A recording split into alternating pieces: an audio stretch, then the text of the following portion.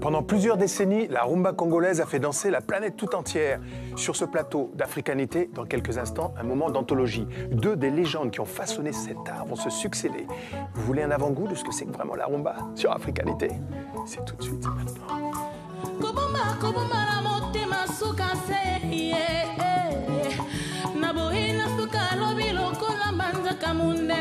Asunga kosimba misuni na moto gazitango akolia babwakio ngabuye zambira tana nukanga ye keita kula mabesa mwa konse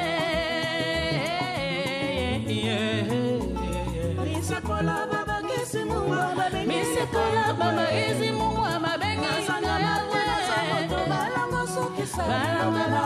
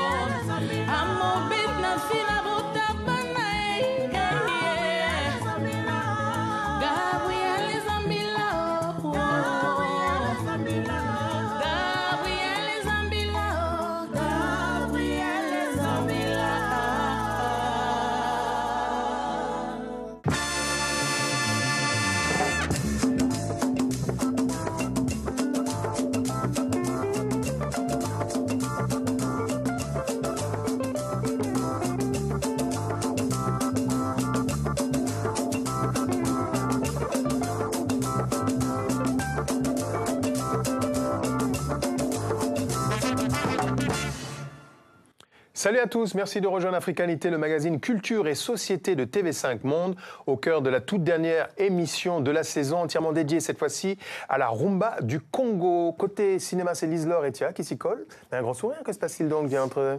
Quel sourire tu veux, mon bébé? Mais celui de la volupté et de la satiété, Lise-Laure Etia. Fin d'émission. On en reparle dans quelques instants. À nos côtés également, celui pour qui les livres n'ont aucun secret, Christian Éboulet. Nous évoquerons l'actualité livresque, cinématographique et bien sûr au cœur de cette émission dédiée à la rumba, un pionnier, cofondateur de ce genre, Samangwana, venu nous rejoindre, mais également quelques-uns parmi les nouveaux visages qui font vibrer cette rythmique à l'échelle de la planète. Je pense notamment à Olivier Chimanga, le tout sous le regard bienveillant de notre grand témoin, l'un des derniers gardiens du temple, j'ai nommé Sa Majesté, Monsieur Papa Shungu Wemba Dio Kitoko. Papa Wemba, beauté. Beauté à Mobé. Ça va bien? Très bien, merci. Sangonini, papa, ça veut dire comment ça va? La francophonie respire aussi en lingala aujourd'hui. Ça va bien? Kitoko. Kitoko. Papa Wemba, vous êtes l'un des derniers gardiens du temple, surtout depuis la disparition de Taboulé. La musique... Et à son âme, hein. Absolument. La musique que vous portez, la rumba, celle que d'autres avant vous ont perfectionnée, a irradié au cœur de la planète. Est-ce que vous vous attendiez à une telle reconnaissance planétaire? Ben, c'est vrai que je dirais aujourd'hui la rumba, moi, en sa définition, elle est la maternité même de la musique africaine, quoi. Hier, aujourd'hui, demain, cette rumba va toujours exister, parce qu'elle applique, elle a sillonné toute l'Afrique. Elle a fait danser toute l'Afrique, là, y compris même nos chefs d'État. Et je me rappellerai encore de ça il y a quelques années en arrière. Quelques 17 pays ont commémoré leur cinquantenaire. C'est avec la chanson Indépendance Tcha-Tcha que tout le monde, que tout le monde a dansé, quoi. Donc aujourd'hui, hier, aujourd'hui, demain, la rumba sera toujours là. La rumba pour l'éternité. Papa Wemba, pour ceux qui le découvrent, eh bien, quelques images en couleur, retour sur un parcours d'exception, le formateur d'idoles sur TV5 dans Africanité.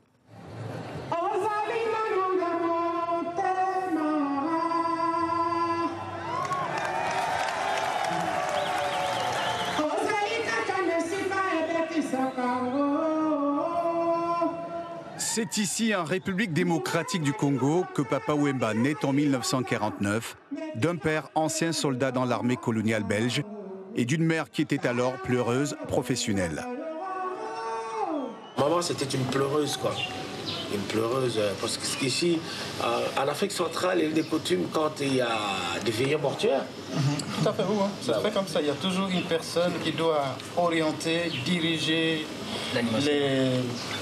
les cérémonies funéraires. Et j'ai toujours dit, j'ai jamais eu honte de le dire, quoi. J'ai eu une grande chance d'avoir une maman comme ça, quoi. Parce que c'est elle qui m'a appris un peu à chanter, quoi. C'est elle, quoi.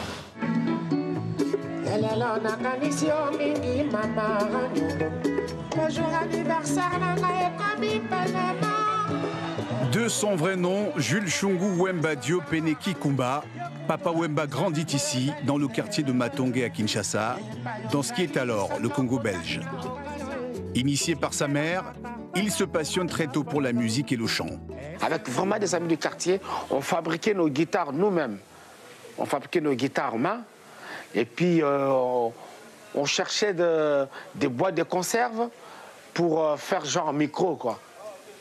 Et on prenait aussi des boîtes de conserve pour faire des tam-tams, quoi. Alors, le seul instrument véritable qui était dans ça, c'était ma voix. En 1969, Papa Wemba participe à la création de Zaiko Langa Langa, un groupe qui va révolutionner la musique congolaise en proposant une sorte de rumba anticonformiste.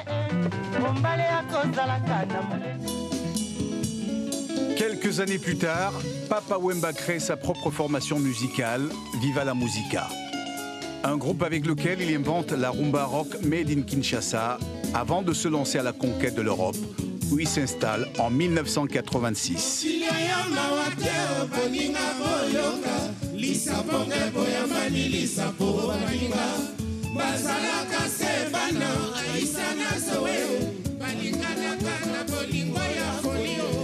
Papa Wemba, quand il est arrivé à Paris avec Viva la Musica, avec donc son groupe qui comprenait Gino, Stino, Redi Amici et tout ça, là où ils commençaient à jouer en spectacle, là c'était...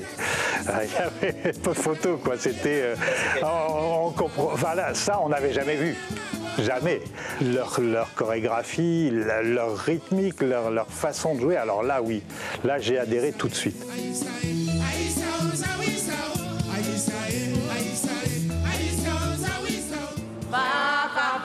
Cependant, c'est avec Fa, cette reprise de son idole de toujours, Otis Redding, que Papa Wemba connaît un succès planétaire.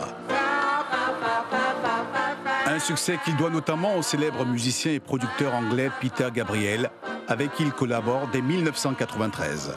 La première fois que j'ai vu Papa Wemba en concert, c'était au Dôme de Marseille, en première partie de Peter Gabriel. Et là, j'étais fasciné par le talent de cet artiste, l'interprétation de ses titres. Un talent reconnu dans le monde entier, y compris au Japon, où l'artiste fait des émules. Mais en 2003, Papa Wemba est emprisonné pendant 3 mois en région parisienne pour son rôle présumé dans une filière d'immigration clandestine entre son pays, la République démocratique du Congo, la France et la Belgique. À l'époque, on habitait à Aulnay. On était en grand pavillon sur le pont de l'Union. Et le voisinage, on connaissait tout le monde, hein. Personne ne nous a pointé du doigt, non. Voilà, ça s'est bien passé parce qu'on nous connaissait vraiment de l'intérieur. Donc, il n'y a pas eu de gros soucis à ce niveau-là. Et là, après, mon papa était beaucoup dans la prière, hein. Papa est un champion, un battant. Dieu lui a donné cette force, donc il a repris son chemin et voilà, c'est reparti. Avec l'aide de son épouse, Marie-Rose Luzolo Amazon, et ses enfants, Papa Wemba a rapidement renoué avec son public et le succès. Surnommé le Rossignol du Kasaï et toujours considéré aujourd'hui comme le roi de la sape, Papa Wemba démontre une fois de plus toute l'étendue de son talent à travers son dernier album intitulé Maître d'école. Cette africanité sur TV5 Monde, nous parlons aujourd'hui du thème de la rumba congolaise avec l'un des témoins d'une époque que les moins de 80 ans n'ont pas connue, puisqu'il est l'un des rares à avoir à la fois côtoyé, joué avec Wendo Kolossoy, Taboulé et entre autres Franco. Alors, Papa Wemba, on vous a entendu parler de votre maman qui était pleureuse, Maman Nyondo, à qui vous avez d'ailleurs consacré une chanson. Et vous dites, maman, si tu n'étais pas partie, j'aurais demandé à ce qu'on te nomme ministre de l'Éducation. Alors, justement, quel souvenir vous gardez de cette maman qui était très protectrice? On sait que vous avez perdu votre papa beaucoup plus tôt. Ben oui, beaucoup plus tôt, il était parti parce que lui, s'il était là, je n'allais pas embrasser la carrière musicale. Il voulait que je devienne, moi, quelqu'un dans la société, ministre aussi, je ne sais pas quoi. Mais bon, maman, elle fut pour moi mon premier prof et mon premier public aussi, quoi. Puisque j'étais resté toute une décennie, j'étais seul avec elle. Parce que papa, c'était un homme à femme, qui avait plusieurs femmes et beaucoup d'enfants. Mais avec maman, j'étais tout seul, quoi. 10 ans pendant. Et j'étais comme sa petite sacoche, quoi. Elle m'amenait un peu partout. Où elle partait, elle m'amenait, quoi. J'ai grandi avec ma maman.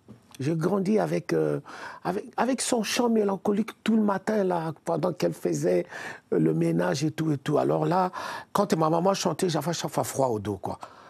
Et quand elle me disait aussi, elle me proposait de chanter, c'est elle qui me corrigeait. Non, mon fils, là, il faut bloquer ta voix et essayer de téléphoner ta voix. Et si je le faisais bien, elle m'applaudissait, quoi.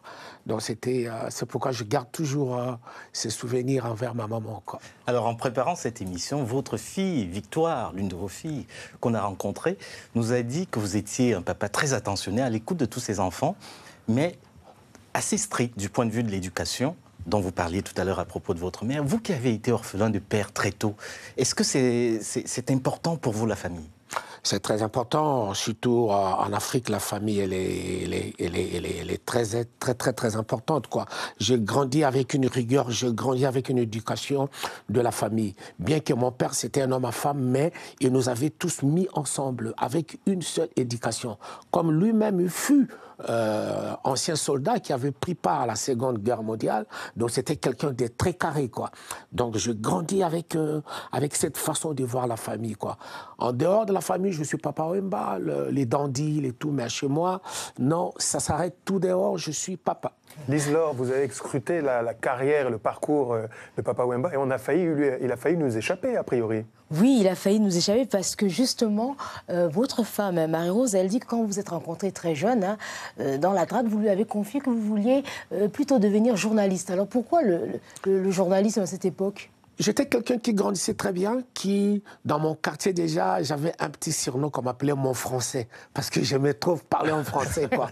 Et je me disais, moi, je vais devenir journaliste. Quand j'ai rencontré ma femme, elle avait 14 ans, moi j'en avais 20. Je lui dis non, moi la musique c'est très passager. Hein. Je vais m'arrêter au bout d'un certain temps. Moi c'est du journalisme que je ferai, quoi. Et ma femme, pendant plusieurs années, nous avons eu nos 2 enfants, elle attendait le journaliste. Bon, la musique a été trop forte, je suis resté dans ça et aujourd'hui, le bonheur. Christian, homme de famille et homme de la solidarité? Absolument. Et vous avez été fait notable dans votre région, le Kasaï oriental, au centre-sud de la République démocratique du Congo. Mais vous venez aussi en aide à beaucoup de gens, notamment dans votre quartier de Matongé, où vous avez grandi à Kinshasa. Redonnez un peu de ce que la vie vous a donné. Ça, c'est important pour vous. Matongé, c'est le quartier qui m'a vu grandir. C'est le quartier qui a fait de moi ce que je suis devenu aujourd'hui, quoi. C'était le tout premier quartier populaire de Kinshasa à l'époque, Léopoldville, quoi. Donc, ces quartiers-là, il m'a façonné, quoi. Et c'était les quartiers qui recevaient bon nombre d'étrangers qui venaient, parce qu'il y a les stades qui s'est passé, le combat du siècle, là. Moi, Ali Foreman. 74, qui a été reporté plusieurs fois. Vous étiez là? J'étais là, j'étais présent, j'ai vécu ça. Avec James Brown, les Spinners, tout le monde était là. Franco, Myriam Makeba. J'ai vu tout le monde, Mais Papa Wemba, j'ai même serré la main à Johnny Pacheco. Oui, ils étaient tous là. Dites-moi, est-il vrai que vous quittiez les quartiers populaires de Kinshasa pour aller dans les quartiers des Mindele, c'est-à-dire les quartiers des Blancs, des riches, pour aller écouter la musique qui venait d'ailleurs, la musique américaine notamment? En fait, moi, je sortais chaque fois de l'ordinaire avec mes amis. J'ai quitté les quartiers, j'allais visiter mes amis qui habitaient dans le quartier des Mindele, quoi. À l'époque, ça s'appelait le quartier des riches, Kalina, parce que eux, et chaque fois... mais je traduis, hein. Mindele, c'est le pluriel de Mundele, c'est les Blancs. Qu'on soit en clair. Donc mes amis, ils avaient des vinyles. Il y avait des vinyles de disques, le blues, le jazz, tout ça. Et moi, j'ai quitté les quartiers. J'allais toute la journée, passer la journée avec mes amis là-bas, juste pour écouter. Et puis le soir, je rentrais. J'étais très bien dans ma peau. C'est ce qui a nourri le petit Jules, devenu Papa Wemba, un mythe qui a fait le tour de la planète et qui est le co-inventeur de ce qu'on appelle la sono mondiale. Il a eu la gentillesse d'être l'un des invités de l'émission Acoustique. Je vous propose de le découvrir sur scène, sur TV5 Monde, dans Africanité.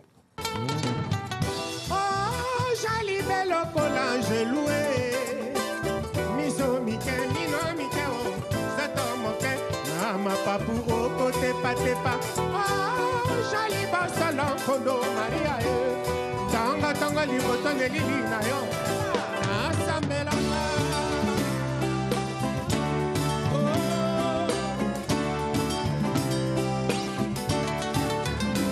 Nom de Maria Mama na Yesu mon santo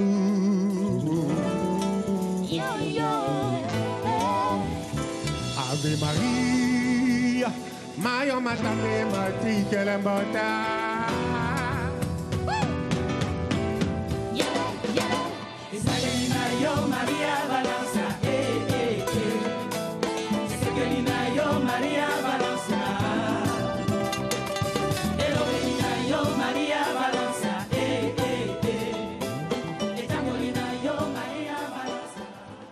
Maria Valencia, je pourrais continuer le refrain, c'est l'une de mes chansons préférées. On a la chance de pouvoir toucher, de tutoyer la légende de l'histoire de la musique avec Papa Wemba, mais pas seulement. L'un des cofondateurs du genre nous a également rejoint, c'est vous, Sam Mangwana, soyez le bienvenu. On vous a connu comme l'un des pionniers fondateurs de cette musique, accompagnant notamment Franco. Soyez le bienvenu sur cette émission. Est-ce que vous avez eu la chance, l'occasion de jouer tous les deux, de partager la scène, Papa Wemba C'était une séance de studio. Une séance de studio. Quand on avait réalisé... Référence. Oui. Soyez les bienvenus, c'est comme à la télé, quoi. Deux mythes. Alors, sur ce plateau. Absolument. Sam Mangwana, vous êtes né en 1945 à Kinshasa, en République démocratique du Congo, à l'époque le Congo belge. C'était l'époque des pionniers, Paul Okamba, Wendo Kolosoy, Manuel de Oliveira. Est-ce que vous pouvez nous dire à quel âge vous avez su que vous vouliez devenir un chanteur de rumba? Oh, c'est difficile parce que à l'âge de 8 ans, je commençais à percevoir certaines musiques. Il y avait la musique folklorique qui circulait dans le quartier parce que les Belges, l'administration belge avait quand même une belle politique de promouvoir les musiques traditionnelles. C'est comme ça qu'on a connu à Kinshasa des manifestations des Mongo, Tetela, Luba, Congo, et on a grandi dans cette ambiance-là. Mais tout en grandissant, à l'âge de 10 ans, je commençais à apprécier les rumbas. Alors, mes premiers rumbas, c'était les rumbas de Wendo, Boane, Antoine Mundanda, Kabasele surtout, parce que c'était l'un des percusseurs de la musique vraiment moderne à Kinshasa, avec l'Afrique en jazz. Voilà. Dire que je sentais déjà être musicien, c'est un peu difficile, parce qu'on était à l'école, avec une éducation très stricte des parents, et surtout protestants, et c'était difficile de parler musique à la maison. On parlait musique en dehors de la maison, mais à la maison, c'était un sacrilège de parler de la musique. Alors, en 1958, j'étais envoyé à 41 km de Kinshasa, dans une école de l'armée du salut, parce que j'étais un peu turbulent à l'école. Et là, je suis devenu choriste. Tellement que ma voix était belle. Alors, on m'a incorporé dans... J'étais à l'école primaire, mais j'étais incorporé dans une chorale des normaliens, les étudiants de l'école normale. Et c'est là où j'ai commencé à avoir un certain goût à... Et vous avez pris conscience que vous pouviez en faire un art? Non, pas encore. Ça viendra plus tard. Vous avez là un musicologue, un historien de la musique, Lisa. Alors justement, vous avez une manière, Sam Mangwana, très particulière de définir la rumba. Vous dites plus qu'une musique, c'est un comportement. Alors c'est quoi être rumba? Oui, quand je suis rentré dans ce milieu-là, j'ai constaté que parce que c'est Taboulé qui m'a formé en tant que chanteur dans la rumba. Et j'ai constaté que même quand on venait d'un milieu un peu extravagant, mais dans le milieu rumba, entre les musiciens, les artistes qui faisaient la rumba, la personne devenait observer une certaine discipline, c'est-à-dire dans sa manière de parler de l'amour, de la femme, et de la vie en somme. Et il y avait une certaine moralité et une certaine manière d'approcher les choses. C'est comme ça que moi je définis que la rumba c'était un comportement. Il y a la rock'n'roll attitude et la rumba attitude. La rumba attitude, absolument. Alors, vos chansons ont fait danser l'Afrique tout entière, mais aussi les Antilles. Ça, c'est beaucoup moins connu. Mais surtout, vous chantez dans plusieurs langues. Vous chantez en swahili, vous chantez en lingala, en portugais, en espagnol, en anglais et en français. Pourquoi ce choix? Est-ce que c'est parce que vous voulez briser les barrières entre les hommes? Non, à Kinshasa, il y avait un peu de tout ça. Et quand on grandissait, comme j'avais un papa commerçant, il m'amenait, quand il allait faire ses affaires au centre-ville, et on croisait tout ce monde-là. On croisait les Allemands, les Belges, les Grecs, les Portugais, les Italiens. Et puis, pendant les vacances, je n'avais pas droit au jeu. Et il fallait aider mon papa dans son commerce, dans ses boutiques. Alors, c'est comme ça que j'ai appris à côtoyer tous ces langages-là. On va échanger avec vous tout à l'heure. On peut vous rendre hommage aussi, vous les artistes musiciens, d'avoir été, avant les politiques, parfois les leaders du panafricanisme, parce que vous avez des origines à la fois angolaises. Il n'y a pas des histoires de tribus. On se retrouvait autour de la rumba et je propose de revenir sur quelques grandes lignes qui retracent la fabuleuse épopée d'un rythme qui fait bouger toute la planète, la rumba du Congo. C'est ici, dans le bassin du Congo, que s'enracinent les rythmes traditionnels qui ont donné naissance à ce qu'on appelle aujourd'hui la rumba. À l'origine, la rumba est une pratique musicale forgée par les anciens esclaves Congo ou encore Yoruba qui avaient été déportés aux Amériques et dans la Caraïbe. Les esclaves congolais qui ont été amenés dans les îles et en Amérique ont apporté avec eux, on dirait même ont emporté avec eux des éléments culturels du terroir qu'ils ont réussi à sauvegarder malgré l'adversité, malgré l'environnement dans lequel ils étaient plongés brutalement. La rumba, Nkumba, le nombril, c'est-à-dire Nkumba, frottement entre les deux nombrils. Donc c'est ça qui fait la rumba. C'est donc Nkumba.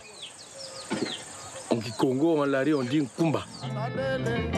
Conçue comme une musique festive, mais aussi de résistance à l'oppression esclavagiste, la rumba est le fruit de nombreux allers-retours entre les Amériques, l'Europe et l'Afrique. Llega a Cuba, parte en un barco a Vigo, va la rumba de nuevo hacia Europa y de nuevo regresa con nuevas posibilidades. Es decir, la raíz africana llega a América, vuelve a África y otra vez vuelve a América, en ese continuo lenguaje de viajes de ida y vuelta. Enrichie de sonorités nouvelles, la rumba est revenue dans le bassin du Congo dans la première moitié du XXe siècle grâce aux échanges maritimes. À l'époque, les pionniers les plus connus en sont alors Paul Kamba à Brazzaville ou encore Adou Elenga et Wendo Kolosoy à Léopoldville, devenu Kinshasa après l'indépendance. Dans les années 50, les grands orchestres succèdent à la génération des pionniers. D'abord l'African Jazz de Joseph Kabasele à Kinshasa. Ensuite, l'Ok Jazz de Franco, toujours à Kinshasa. L'African Jazz et l'Ok Jazz constituaient alors ce qu'on appelle encore aujourd'hui les deux grandes écoles de rumba.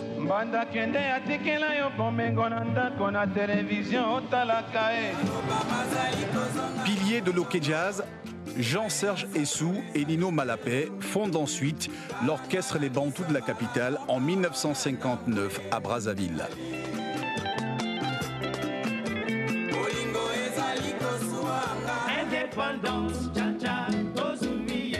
En avril 1960, Joseph Kabasele enregistre à Bruxelles Indépendance Tcha-Tcha, un tube qui deviendra l'hymne des indépendances africaines.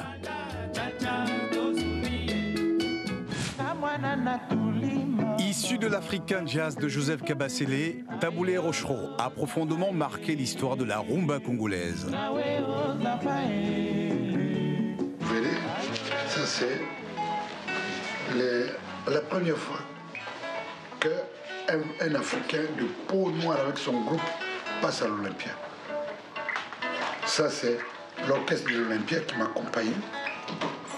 En 1975, Abeti Masikini, l'une des rares femmes à occuper le devant de la scène de la chanson congolaise, se produit à son tour à l'Olympia.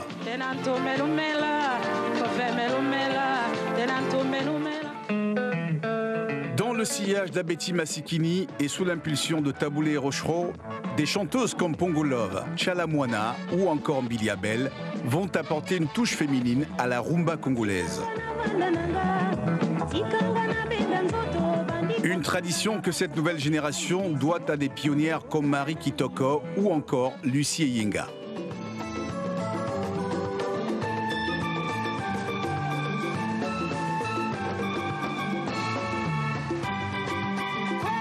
mpona soki mwasi ayembaka azali ndumba aza mwasi ya kovanda na libala te, mais sikoyo c'est pas le cas.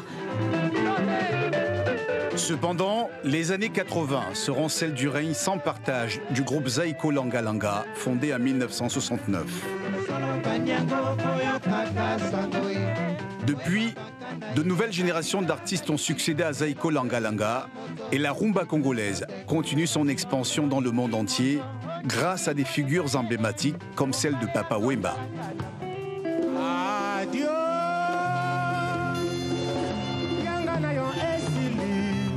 Nalongoli pe motema pona yebi eleki.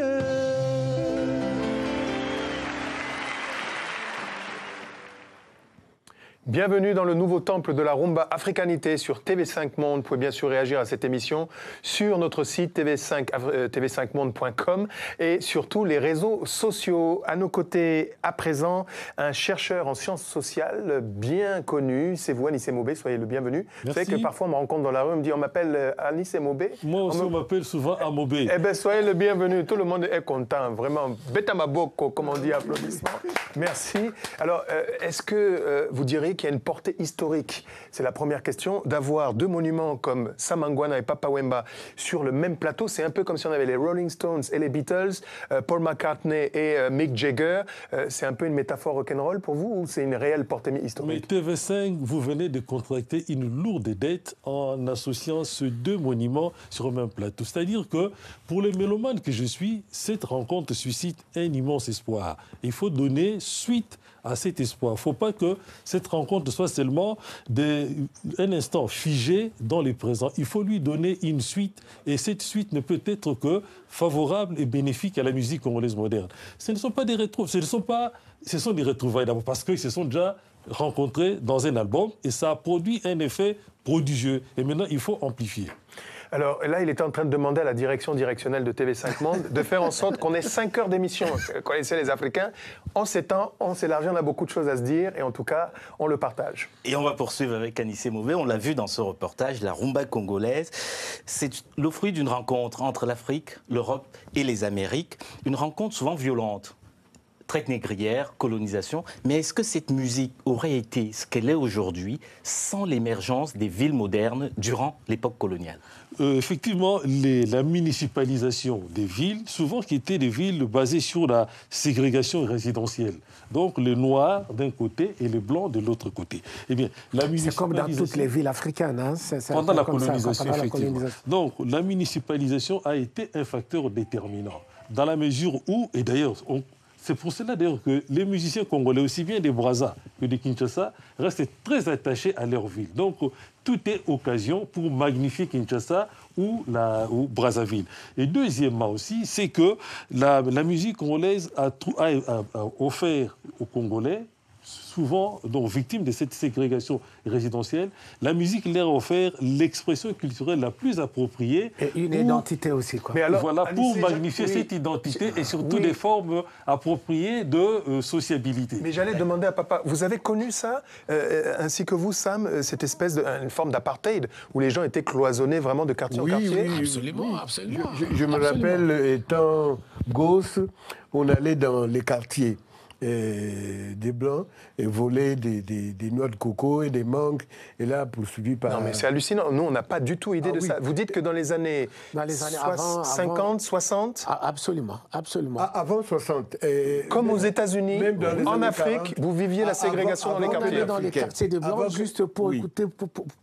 Pour entendre l'odeur. Et pour ce qui est l'odeur des frites. Oui, des frites belges, oui, puisque vous êtes colonisé en fait au Congo belge par les Belges. C'est pas une blague. Pour ce qui est de Kinshasa à l'époque Léopoldville, l'avenue Charles de Gaulle était la limite entre ce qu'on appelait la cité indigène et la ville européenne. Et c'est comme ça que nous on appelait Gombe ville. Donc, et deuxièmement, on a beaucoup cité les rôles joués par les producteurs, les éditeurs pour l'épanouissement des talents musicaux congolais. Ce n'est pas un hasard. Qui étaient ces producteurs? Des Portugais, des Grecs, des Pakistanais, c'est-à-dire ce qu'on peut appeler des petits blancs qui ne pouvaient pas accéder, par exemple, aux industries minières et à qui les Belges avaient laissé le petit commerce. Eux, ils étaient en contact avec nous. C'est comme ça qu'ils ont favorisé la musique congolaise moderne. Et heureusement qu'il y a eu tous ces studios-là à Kinshasa. C'est ça qui a fait que beaucoup de musiciens sont arrivés travailler dans les studios et par après, ils ont... Et il y avait les bars. Et donc, c'était les compétitions des bières. On peut citer les marques maintenant, hein, les compétitions des bars avec les bières. Vous passiez dans les rues, Sam, et vous entendez à qui mettait la musique le plus fort. C'est comme ça que vous avez grandi. Rapidement sur l'époque coloniale, je me rappelle nos parents qui vivaient dans des cités indigènes, pour aller dans les cités des Blancs, ils avaient des passes. Comme en Afrique du Sud. Oui. Moi, je découvre ça. Ils avaient des passes pour aller dans ces cités-là. Alors justement, Sam, on va rester durant cette époque. Vous avez connu la génération des pionniers, hein, pour revenir à la rumba, Wendo, Mayungo de Oliveira. Vous avez connu cette époque. Et puis celle de Kabasele, Franco, Rochereau. Qu'est-ce que ces grands artistes ont apporté à la musique africaine? Et quel est l'héritage aujourd'hui de cette musique? Leur philosophie, c'était d'abord la liberté et la joie. Et pour moi, je considère que la musique de cette époque-là a contribué à la libération et à l'inspiration de certaines figures politiques africaines. Et la preuve, quand de Belges avaient demandé aux Congolais de venir participer à la table ronde, mais la musique avait accompagné la politique à la table ronde de Bruxelles. Mais justement, je pose... Vous avez fait le pont, vous avez fait le tour de la question, à la fois musicien, vous êtes devenu ministre. Non, pas ministre. Pas ministre? J'étais conseiller quelque part, mais je préfère taire. Alors, la question était la suivante. Quelle est la place, le rôle, la fonction sociale de la musique au Congo, l'importance de la rumba, parce que vous avez eu ce discours sur la nouvelle génération, est-ce que vous considérez que la génération a dévoyé les valeurs principales que portait la rumba, celles que Franco portait lui-même lorsqu'il parlait du sida, les thèmes de société? Est-ce que vous avez l'impression que la nouvelle génération n'est pas en phase avec cet idéal noble que portait la rumba originelle? Non, je crois qu'il y a une certaine manière d'embrasser les facilités. D'abord, la jeune génération tend beaucoup à des facilités, c'est-à-dire de ne pas trop creuser. La technologie aussi, qui fait que, bon, ils sont devenus un peu très laxistes, et quand le sexisme s'ajoute, et la globalisation... C'est pas de leur faute, hein. C'est pas de leur faute, c'est la globalisation, et c'est ce qui est à la mode, c'est le sexisme. Tout s'exhibe avec le sexe. Et c'est difficile à contrôler. Et vous le regrettez? Absolument. Alors justement, Anissé Mouba, on va revenir à cette rumba qui, telle qu'on la connaît aujourd'hui, s'est forgée dans les années 40 et 50. Est-ce qu'on peut dire que cette musique était un mode d'expression qui permettait de transcender les appartenances? Oui, transcender les appartenances, mais aussi et surtout affirmer notre aspiration à la liberté, comme vient de le souligner le doyen Sam. Grâce à la musique congolaise, les Congolais, jusque-là, consommateurs passifs de biens culturels importés, nous sommes devenus des producteurs, des créateurs de biens culturels, exprimant à la fois notre vision de la société et surtout exprimant nos aspirations. Deux exemples. Tout à l'heure, il a été souligné la participation de l'African Jazz à la table ronde.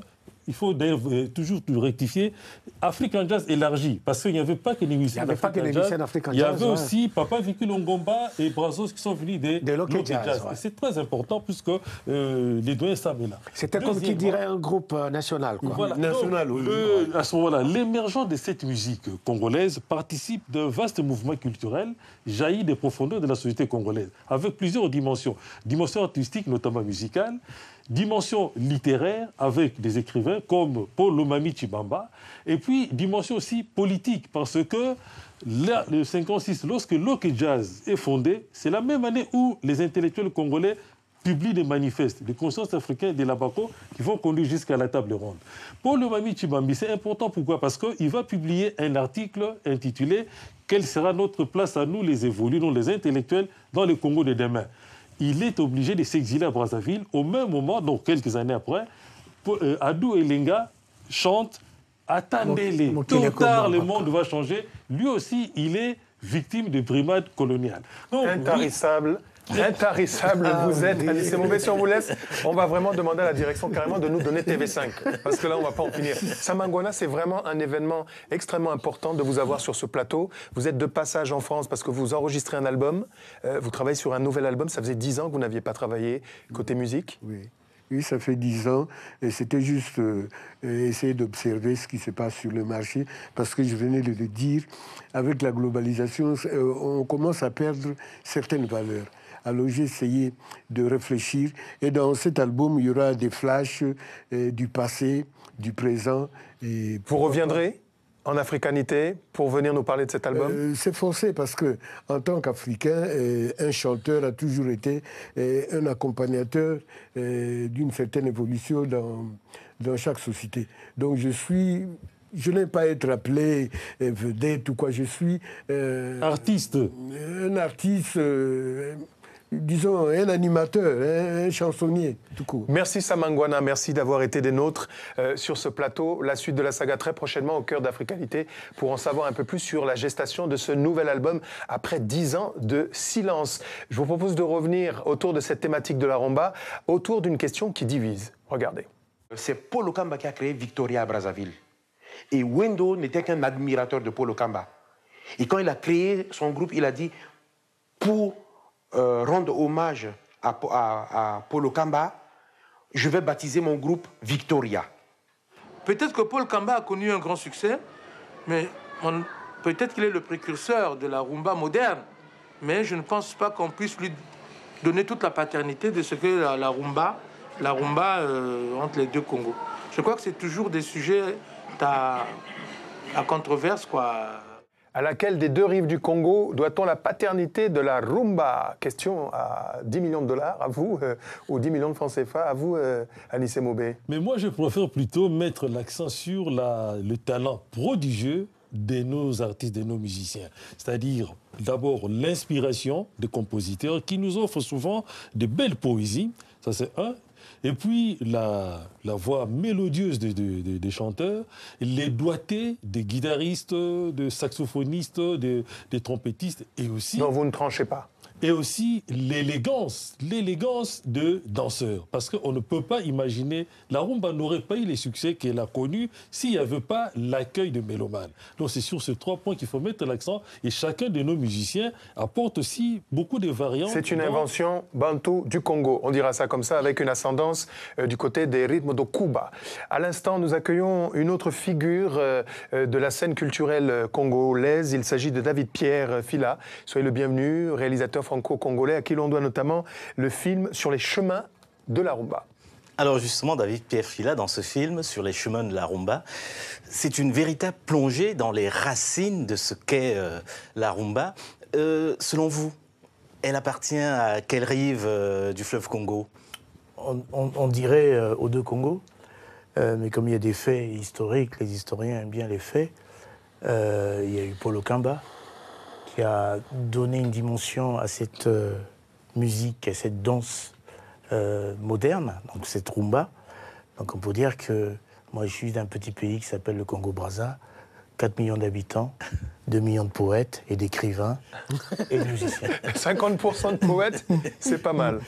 Alors, justement, on découvre dans votre film que les rythmes et les traditions d'Afrique sont très présentes en Amérique du Sud. Est-ce que vous vous attendiez à faire une telle découverte en projetant de réaliser ce film sur les chemins de la rumba? Pas du tout, ça a été une vraie découverte. Ça a été une vraie immersion de voir que les rythmes de chez nous, qui sont partis donc du Congo, donc des deux Congos, comme c'est le Royaume Congo, ont franchi au-delà de l'Atlantique, au-delà des mers, une dimension, une identité très très forte à travers la musique, à travers les mots qui ont voyagé, comme Kilombo, comme Titou, qui étaient des mots de résistance, des mots de sanctuaire. On a remarqué, et moi j'ai remarqué qu'il y avait des choses à mettre en place entre Cuba, entre le Congo, entre l'Afrique, entre le Venezuela, entre la Colombie. On retrouve toutes les sonorités qui font notre musique. Papa Wemba, on voit que la rumba fait voyager, vous a fait voyager dans le monde entier. La rumba vous a tout donné, même une place au cinéma. La vie est belle. La rumba, vous lui devez tout? Je dois tout à la rumba parce que j'ai eu la chance de traverser tous les océans, vraiment avec ma voix, qui fait partie de la rumba congolaise. Je remercie le bon Dieu d'ailleurs de m'avoir donné ces dons-là, quoi. Et j'ai la chance aussi d'appartenir à un pays qui a un genre musical, qui est la rumba. Alors, David-Pierre Fila, vous le disiez tout à l'heure, hein, Brazzaville a longtemps été un vivier d'artistes, d'intellectuels. Vous soulignez la place des écrivains.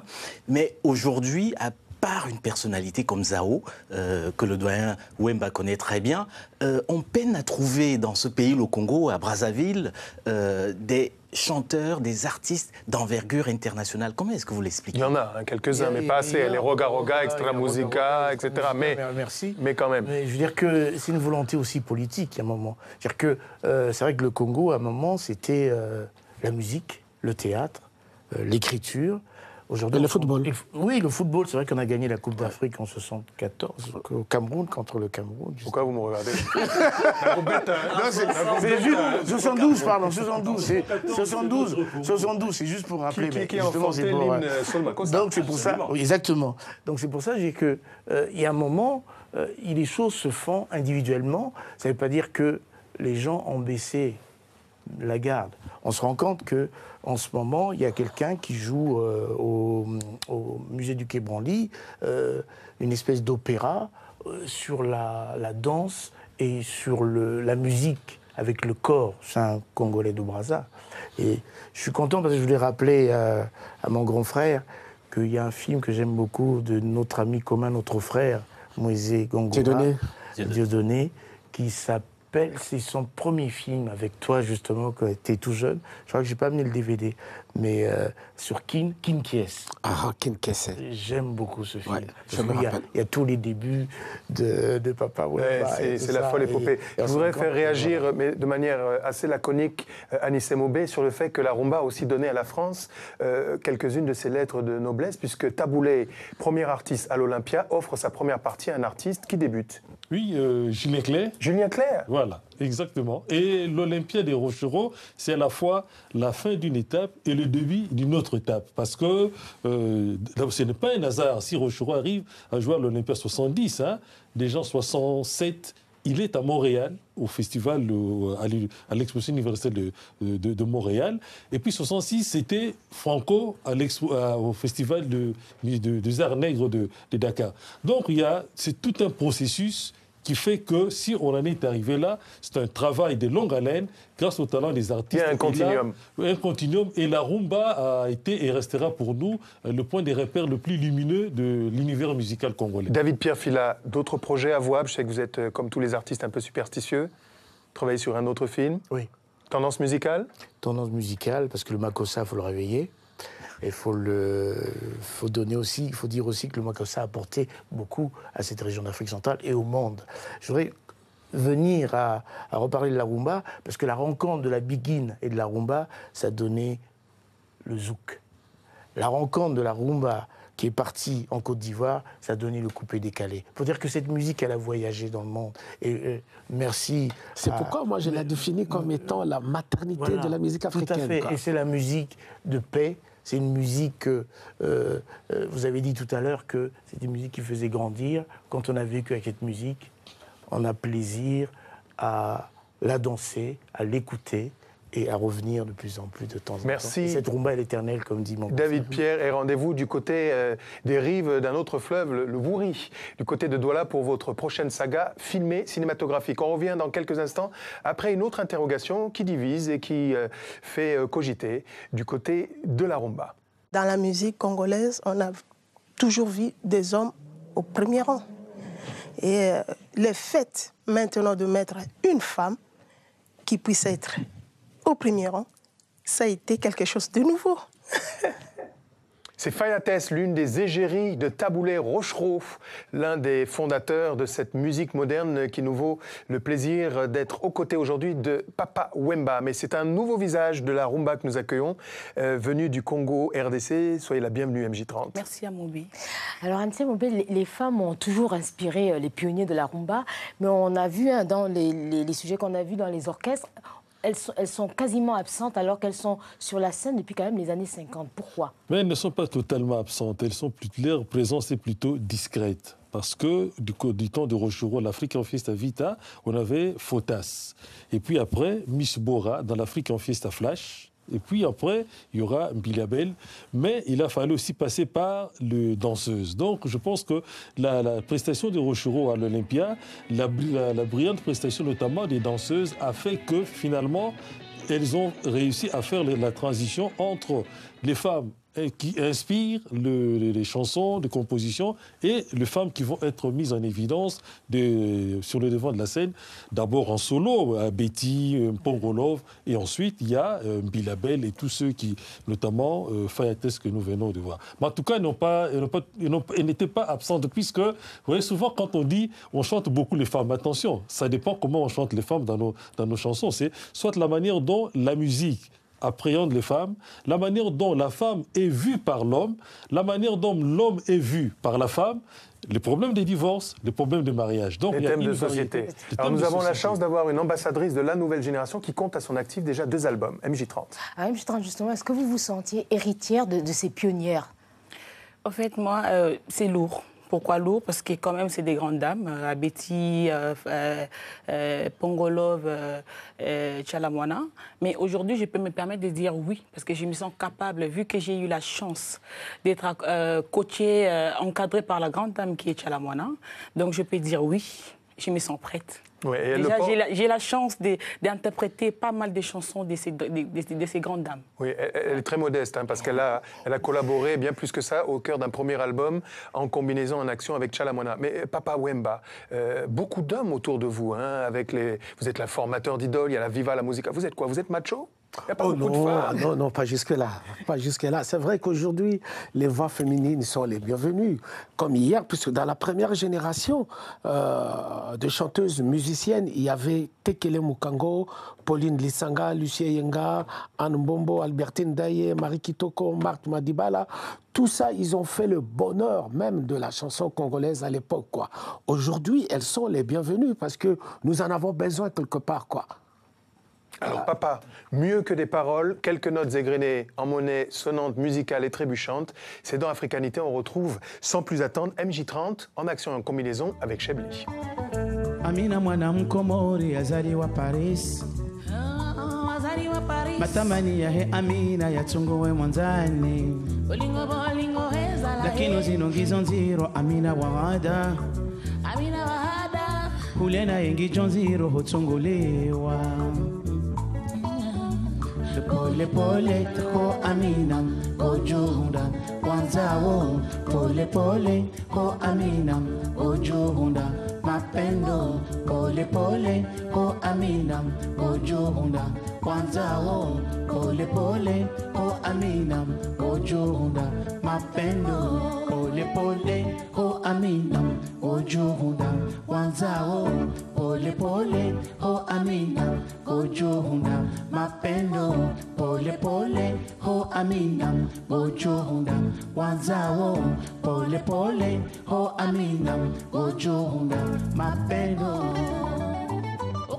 Cette africanité que vous regardez sur TV5 monte au rythme, aux saveurs et aux senteurs de la rumba, une émission que vous pouvez bien sûr retrouver sur notre site tv5monde.com ainsi que sur tous les réseaux sociaux. À l'heure où nous accueillons celui qui partageait la scène il y a quelques instants avec MJ30, c'est vous, Chebli, soyez le bienvenu.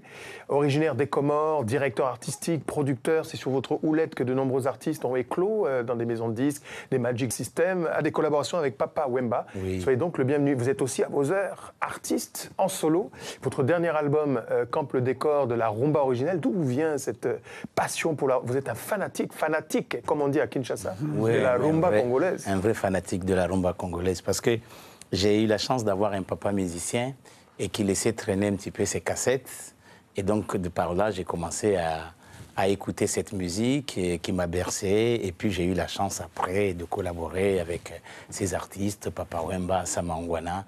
Donc, je peux dire que j'ai eu vraiment beaucoup de chance. Alors, Chebli, quand on se promène dans les rues de Moroni, on entend les chauffeurs de taxi, on entend de la musique congolaise. Alors, justement, quelle est, aux Comores, l'influence de la musique africaine dans le touarab, qui est la musique traditionnelle comorienne? Alors oui, c'est vrai que chez nous, on peut dire que la musique est classée dans le temps. C'est-à-dire le matin, on sait ce qu'on va faire, l'après-midi, on sait quel rythme on doit jouer. Donc la musique congolaise, elle est là pour terminer la soirée. Donc on a les rythmes traditionnels. Donc pour nous, on n'a pas le choix. Pour danser, il faut les rythmes entraînants, donc ternaires, où on a... Oui, sinon, on a la rumba, c'est-à-dire les rythmes de l'océan Indien, les rythmes en 6-8. Et le touarab qu'on mélange donc avec les Voilà, et on mélange. Mais Papa Wemba, on voit donc aux Comores, au Japon, moi j'ai vu des groupes japonais chanter en lingala, c'est pas une plaisanterie. Oh là là, c'est formidable. En Colombie, il y a la champeta, il y a carrément des peuples entiers qui chantent la rumba. Ah oui, c'est formidable, parce que la rumba congolaise a traversé, comme je l'ai souligné tout à l'heure avec ma voix, tous les océans, quoi. Et c'est parti un peu de partout. J'ai eu la chance, moi, d'y aller plusieurs fois au Japon. Et les Japonais ont adopté la musique congolaise. Ils ont même créé des groupes tout en chantant en lingala, alors. MJ30, vous faites partie donc de la nouvelle génération. Et beaucoup tirent un peu à boulet rouge de cette nouvelle génération. Et disent, ils écrivent pas très bien les textes, mais ils sont très soucieux de leur apparence. Vous répondez quoi à ça? Vous savez, la rumba, elle est toujours la même, en fait. Nous, on n'a rien ramené. On n'a rien ramené, comme papa venait de dire. La rumba a beaucoup traversé. On essaye juste de faire un clin d'œil à d'autres pays, mélanger un peu la salsa, la musique antillaise, du zouk un peu, à la rumba pour donner... une autre sauce, quoi. Oui. Une autre couleur musicale. Oui, parce qu'aujourd'hui, quand même, il y a MJ30. J'invite d'ailleurs à tout le monde d'écouter Miroir, qui est mon dernier album. Très bel album. Je ne pouvais pas trouver une meilleure transition. En vous remerciant, en annonçant que vous préparez d'ailleurs d'autres singles. Oui, rendez-vous en décembre prochain. Et on vous souhaite bonne chance sur la route de nos frêles destinées artistiques et musicales. Et pour ceux qui découvrent donc, voici un extrait du répertoire de MJ30. Voici un extrait du clip. Lando Batibuka kobomba na motema suka se en tout cas na bohina suka lobi lokola banzaka mundele asunga kosimba misoni na moto kasiklango akolia babwaki Gabriel Zambila tala na nukananga César Kwasi Keita kola mapesa mwa conseil Papa ni malemba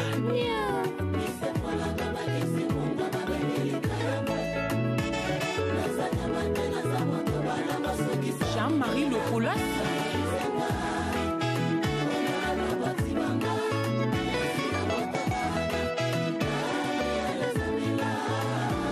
Son Excellence Jean-Claude Ngakoso. C'est très sexy et c'est rumba. C'est la nouvelle sensation pop des rumbas du Congo. Elle s'appelle MJ30. À l'heure où nous accueillons un virtuose, un magicien de l'art guitaristique. C'est lui, Olivier Chimanga. Bonjour et bienvenue. Bonjour. Bienvenue en Africanité. On ne vous présente pas Sa Majesté le Roi. Vous avez déjà croisé les fers ensemble. C'est mon papa, mon mentor, les dénicheurs même, parce qu'ils sont deux. Papa Simaro Lutumba et Papa Wemba. Ouais. Si Chimanga est aujourd'hui Chimanga, c'est grâce au grand monsieur qui a mis que... Alors, on ne pouvait pas mieux faire pour l'accueillir que de te demander de nous égrener quelques notes qui vont être entonnées par tout le monde ici. Joyeux anniversaire, Papa Wemba. Joyeux anniversaire. Happy birthday to you. Joyeux anniversaire, Papa Wemba. Joyeux anniversaire. Beta Maboko. Merci de tout cœur. Et pour lui faire un petit cadeau pour la rumba.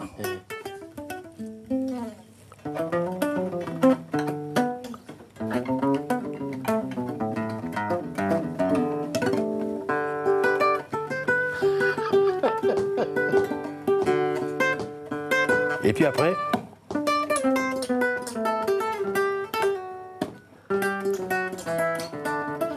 ça c'est les deux écoles, quoi.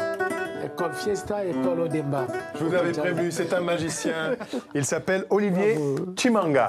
Alors Olivier, vous avez créé un concept qui peut paraître prétentieux parce qu'il porte votre nom, oui. La chimangologie. Oui. Mais en fait, on se rend compte que c'est beaucoup plus pour rassembler les gens autour de votre guitare. Et le projet, il est complètement fou parce que vous comptez réunir 600 guitaristes. Alors c'est quoi la chimangologie ? La chimangologie, comme vous venez de dire, c'est un concept, c'est un état d'esprit, c'est une vision par rapport à notre culture. Comme on a parlé de la rumba, il y a eu les aînés qui sont venus, ils ont fait leur temps. Maintenant, c'est à nous, la génération d'aujourd'hui, de perpétuer cette musique et de ramener des concepts, de ramener des nouvelles idées. Et surtout, moi, c'est pour rassembler les instrumentistes et surtout les guitaristes, pour leur dire qu'un guitariste aussi peut faire une carrière, mais en amenant surtout des projets, des concepts et défendre ces projets. Parce que moi, le rêve, c'est, même si je ne suis plus là, qu'un jour, qu'on dise que voilà, Chimanga est passé, il nous a laissé ça. Et la chimangologie, c'est un concept d'éveil, en fait, pour tout ce qui est guitariste, instrumentiste, bassiste, même les choristes et tout. Voilà. Ainsi parlait le magicien de la guitare. Nouvelle génération, je propose d'aller faire un tour du côté de Kinshasa à la découverte du concept de chimangologie.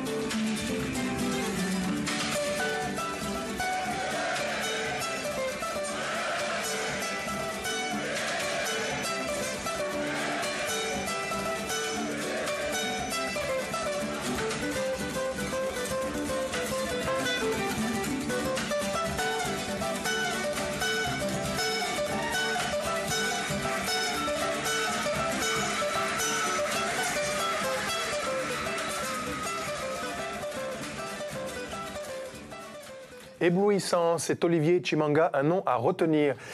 Chebli, vous avez accompagné le développement de nombreuses carrières. Lorsque vous voyez ce genre de concept déployé, vous vous dites quoi? Que la rumba, et au-delà de la rumba, la musique africaine a encore beaucoup d'avenir? Oui, il y a beaucoup d'avenir, surtout avec des artistes comme Olivier Chimanga. Et il a raison de parler des accompagnateurs, de ces super musiciens qui, sans eux, la rumba ne serait pas là où elle est aujourd'hui. Donc, je suis très, très content. J'ai eu l'occasion de travailler avec lui. Il a collaboré avec Papa Wemba, que j'ai accompagné.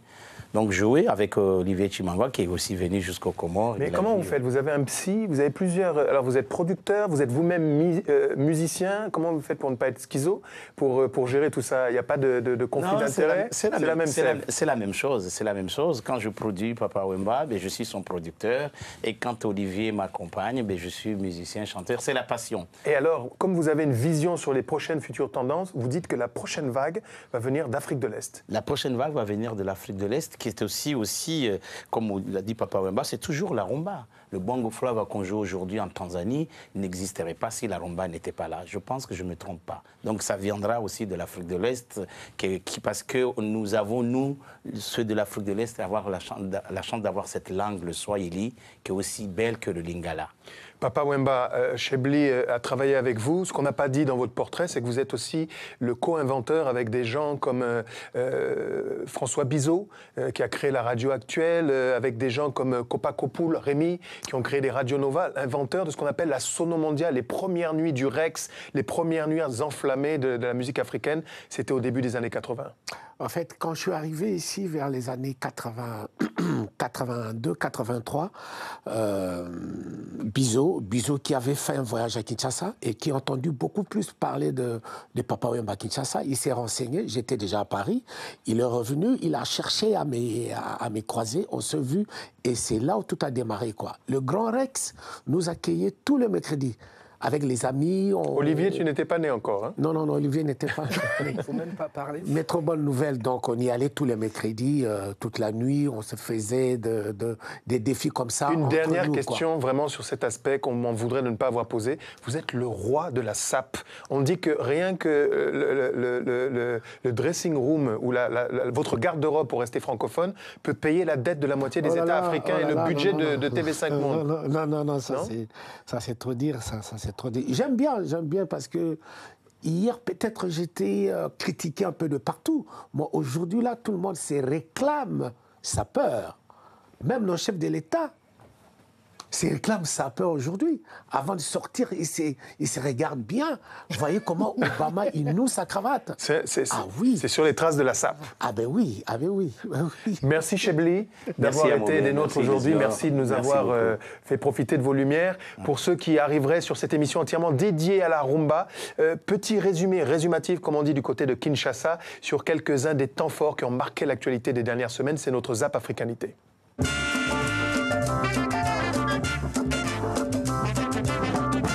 I just arrived in Sweden, illegally. It's all white here. I never really planned to come to Europe. It's a story of circumstances. L'Union africaine, par exemple, est complètement amorphe. Elle garde un silence complice, voire criminel, devant tous ces Africains qui vont se noyer dans la Méditerranée. Nobody knows what I'm feeling inside. Nobody knows that I'm hurting inside. Gnawa, musiciens mystiques de tradition musulmane. Leurs tambours et leurs crotales métalliques appellent les esprits à venir les posséder.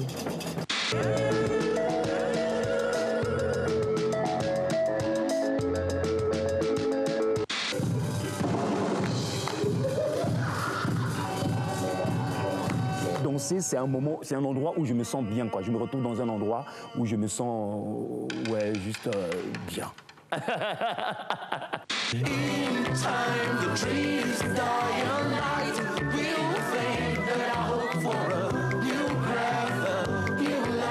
La composition, en fait, c'est comme dans l'art de la peinture. On sait d'où on part, mais on ne sait jamais où on arrive. Les cars rapides ne sont pas un simple moyen de transport. Ils sont devenus un véritable symbole du Sénégal. Un symbole que ces deux peintres s'appliquent à reproduire avant qu'ils soient exposés au Musée de l'Homme à Paris. Tu parles de quoi, toi? Tu sais très bien de quoi je parle. Si on doit vraiment parler des dettes coloniales, l'argent qu'on prend aux Occidentaux devrait nous servir à construire des écoles, des hôpitaux et non être claqué dans le champagne et les vêtements de luxe. La saison 2 de Brouteur.com, c'est dans quelques semaines sur TV5 Monde, la chaîne internationale francophone. De la diversité et des rythmes sur TV5 Monde et dans Africanité, aux couleurs de la rumba et du cinéma. Lise-Laure, nous tournons notre page cinématographique. On aborde sans détour la question noire en France avec un film documentaire de l'ivoirienne, la franco-ivoirienne Isabelle Boni-Clavry, dont l'avant-première s'est déroulée il y a quelques semaines et vous étiez présente, me semble-t-il. Oui, Trop noire pour être française, donc c'est donc le titre de ce documentaire. Alors Isabelle Boni-Clavry, elle est à la fois réalisatrice et scénariste et c'est quelqu'un qui parle très peu d'elle, mais dans ce film elle s'est livrée, elle parle de ses origines, de son grand-père qui a fait de grandes études, qui a épousé une blanche dans les années 30, elle parle aussi de comment elle a été éduquée, de ce milieu privilégié dans lequel elle a grandi et justement elle ne comprend pas pourquoi elle est toujours victime, régulièrement victime de discrimination. Alors est-ce qu'elle est française, est-ce qu'elle est noire, est-ce qu'elle est immigrée? Regardons. Votre père est né en France ou à l'étranger? Mon père est né en France en tant que Français. Donc vous êtes française à la naissance, puisque ça, c'est ce qu'on appelle le droit de la filiation. Votre parent français vous a donné sa nationalité française à votre naissance. Alors du coup... Donc vous n'êtes pas immigré, Et vous n'êtes pas descendante d'immigrés. Donc logiquement, vous êtes classée dans nos catégories parmi la population majoritaire. Pourtant, on me demande toujours d'où je viens. Comme si je venais forcément d'ailleurs. Est-ce parce qu'en me voyant, on ne se doute pas que mes arrière-grands-parents sont blancs? Ou parce que dans l'imaginaire commun, un Français, c'est un blanc? Tu sais que tu es noir quand tu attends un ami avec qui tu as rendez-vous juste à côté d'un pub et que tous les clients qui arrivent te prennent pour le videur en te disant « Bonsoir, c'est pour manger, bonsoir, c'est pour boire, bonsoir, on est deux » et que tu leur réponds « Bah non, désolé, c'est pas moi ce soir ». Tu sais que tu es blanc quand un ami à toi se fait contrôler plusieurs fois dans la semaine par la police, alors qu'on ne te demande jamais rien à toi. Tu sais que tu es blanc quand on ne te demande jamais si ton pays te manque, si tu ne souffres pas trop du froid. La question c'est, est-ce que vous êtes prêts à devenir des blancs? Est-ce que c'est ça que vous souhaitez? Est-ce que vous avez envie que cette racialisation, qui bien sûr touche d'autres que vous, et les autres, bien sûr, c'est dommage, mais ça ne nous empêche pas de dormir.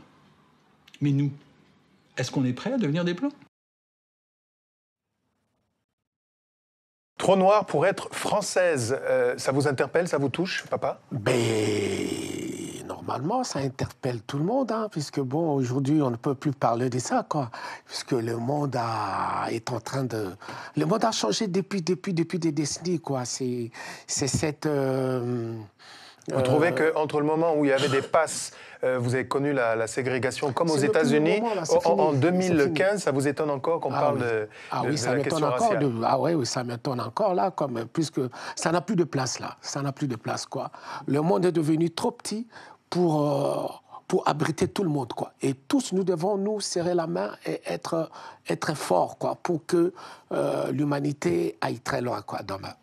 Alors, si vous voulez voir ce film, donc, il sera diffusé le 3 juillet prochain sur Arte à 23h05. C'est la chaîne donc, publique culturelle et européenne. Et puis, Isabelle Bonic-Lavry a lancé également une campagne sur Internet pour interpeller les politiques, pour changer les choses. Et cette campagne s'appelle une campagne citoyenne, ça s'appelle Change.org. Direction le Cameroun pour évoquer un autre festival Écran Noir.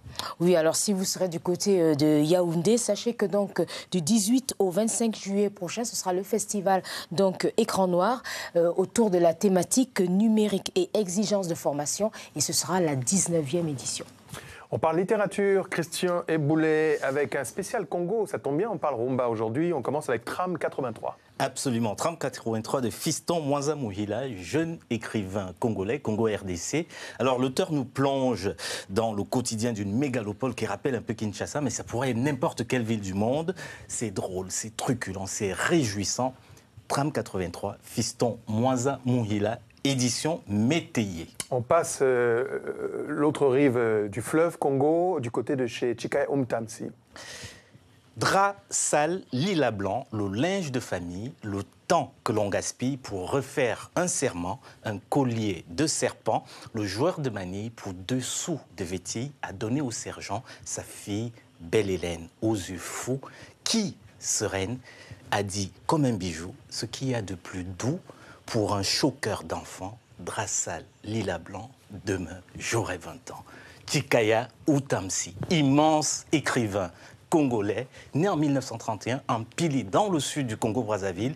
Et les éditions Gallimard ont eu la merveilleuse idée de publier les œuvres complètes de Chikaya Umtamsi, un premier tome dans lequel on retrouve toute sa poésie, en tout cas une bonne partie, et puis un tome 2 qui regroupe une trilogie romanesque, 3 des 4 romans de Chikaya Umtamsi. Une idée, Olivier Chimanga. Serge Gainsbourg qui reprend Baudelaire musicalement avec ses textes. Pourquoi pas la chimangologie avec les poètes du Congo? Mais bien sûr, c'est ça, c'est parmi les rubriques même de la chimangologie. Ce n'est pas s'arrêter seulement dans les guitares. Donc ça, l'idée que je viens d'avoir là, ça, tu es en train de dire, tu avais ça déjà avant. Olivier, il est trop fort. Merci en tout cas. Donc pour dire qu'il faut aller plus loin encore, mais pourquoi pas, je suis prêt à faire ce genre de projet. Papa Wemba, Vous êtes un grand monsieur, ça a été un honneur pour nous de vous avoir sur ce plateau. Vous êtes le formateur d'idoles, vous êtes celui qui avait inspiré des générations entières, l'un des premiers Africains à sillonner les États-Unis, à faire une tournée avec une star planétaire comme Peter Gabriel, et quelqu'un qui continue de représenter, en étant le gardien du temple, eh bien une longue tradition d'africanité. Merci beaucoup d'avoir été des nôtres aujourd'hui, et on vous souhaite une longue route sur le chemin de la musique. Merci TV5, merci Amobé, et merci à toute l'équipe. On va se quitter avec le magicien. Je suis sûr que même Quincy Jones et Michael Jackson seraient jaloux de la manière dont Olivier Chimanga va maintenant exécuter, selon la formule consacrée, l'un des titres d'anthologie de Michael Jackson. Human Nature. Human Nature, avec la sensibilité de la rumba. Merci à toi aussi. Bonne chance pour la suite. Et il y a un album en préparation. En préparation qui est déjà fini. Donc d'ici septembre-octobre, Espoir dans les bacs. Est-ce qu'on peut faire une requête ici sur Africanité en live très prochainement pour déguster donc cette nouvelle cuvée chimangologique. Chimangologique. Eh bien, merci à tous. J'espère que téléspectateurs de TV5, vous aurez apprécié comme nous de vivre au rythme et aux couleurs de la rumba. On se donne très prochainement rendez-vous ici ou ailleurs. Merci pour votre fidélité à TV5 Monde.